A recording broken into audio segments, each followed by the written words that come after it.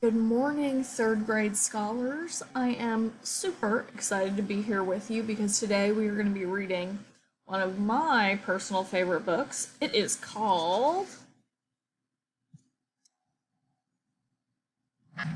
Giant Squid versus Sperm Whale.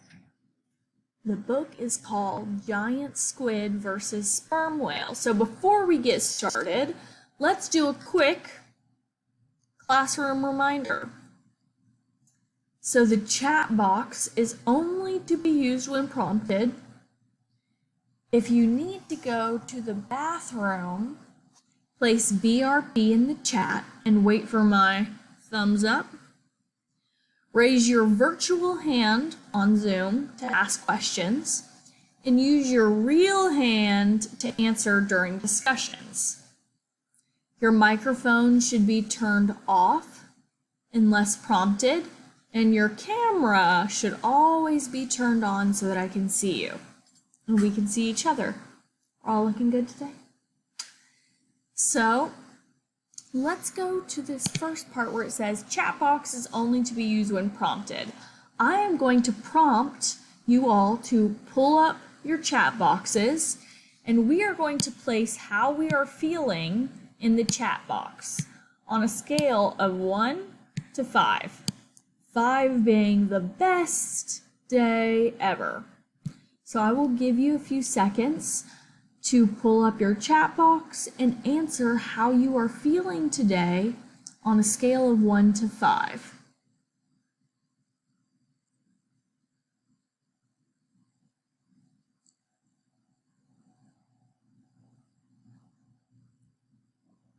Okay, let's take a few more seconds and all press enter to place our answers in the chat box. Good job, everybody. It looks like we are all 5s, the majority of us. That's good. Let's see if we can get it all up, everyone on a 5 after this book. So, today, while we are reading the book, we are going to be detectives. This is my magnifying glass. And we're going to be a certain type of detective. So we are going to be a text detective. And that just means we have to figure out what we're looking for in the text we're given. So today we're reading Giant Squid versus Sperm Whale. And we have to figure out what we're looking for. In order to do that, we've got to ask some questions. So before we start reading, we've got to generate some questions that we might be able to find in the book. So we're going to ask questions and search the text for the answer to those questions. And we need evidence. Since we're detectives, we really need to prove how we figured out the answer to our questions. We've got to point to text-based evidence. So we have to point to our answer in the book. So we ask the question, we look in the text, and we point to our text-based evidence. But how do we point to our evidence? So we're going to be using highlighting to point to our text-based evidence.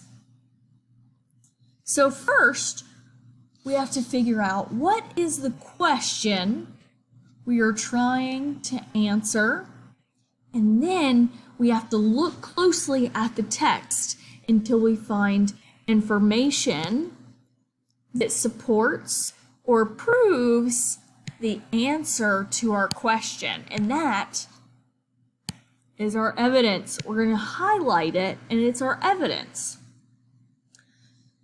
So let's look over on the right side, and we are going to do this together. So if I could have everybody pull up their copy of this, so pull out your red folder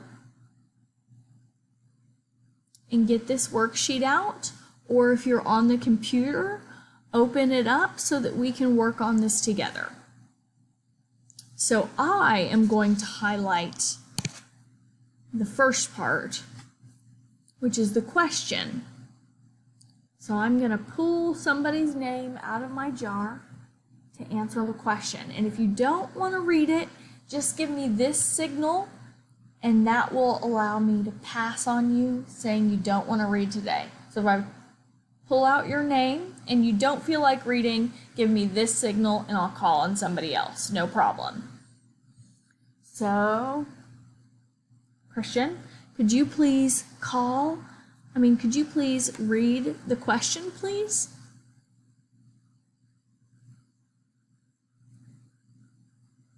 Good job. So what do detectives do and what tools do they use?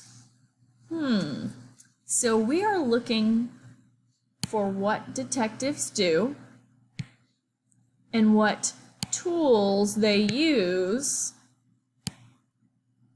in the answer. And the answer is going to be found in our text.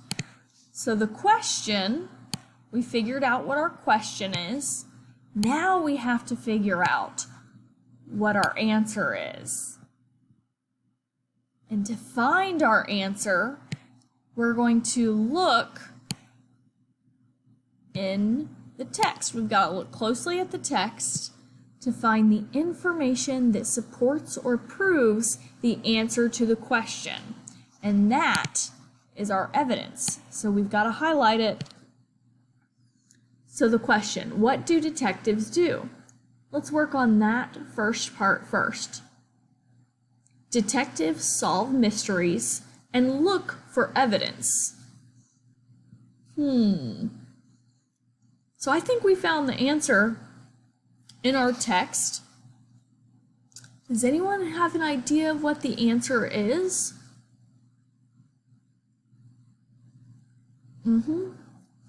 So detectives solve mysteries and they look for evidence.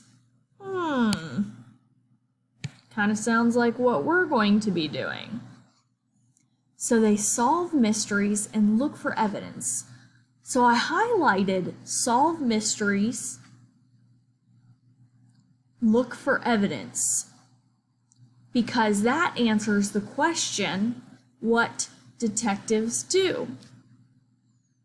So that, down here in our text, that is our answer to our question. So I only highlighted the answer. I didn't highlight detectives because we already know that we're talking about detectives. I didn't highlight and because I know we're looking for the answer to the questions, what detectives do. So they solve mysteries and look for evidence. I don't need the and, it's not really important for our evidence. What's important is that we know that detectives solve mysteries and they look for evidence. So the second part of this question is, what tools do they use? Let's do this part together. So I did the first one, now let's do this one together. They use many tools when looking for clues like magnifying glasses, binoculars, and notebooks. So what tools do they use? Well, they use many tools, but that's not really answering the question. That's just saying that they use many tools, a lot of them, but it's not answering the questions, what tools exactly do they use? Well, but I do see the answer down here. They use magnifying glasses, binoculars, and notebooks. Notice again that we did not highlight all of the words in the sentence. We only highlighted answer or the evidence to the question that we were asking. Okay, good job. So to sum it up,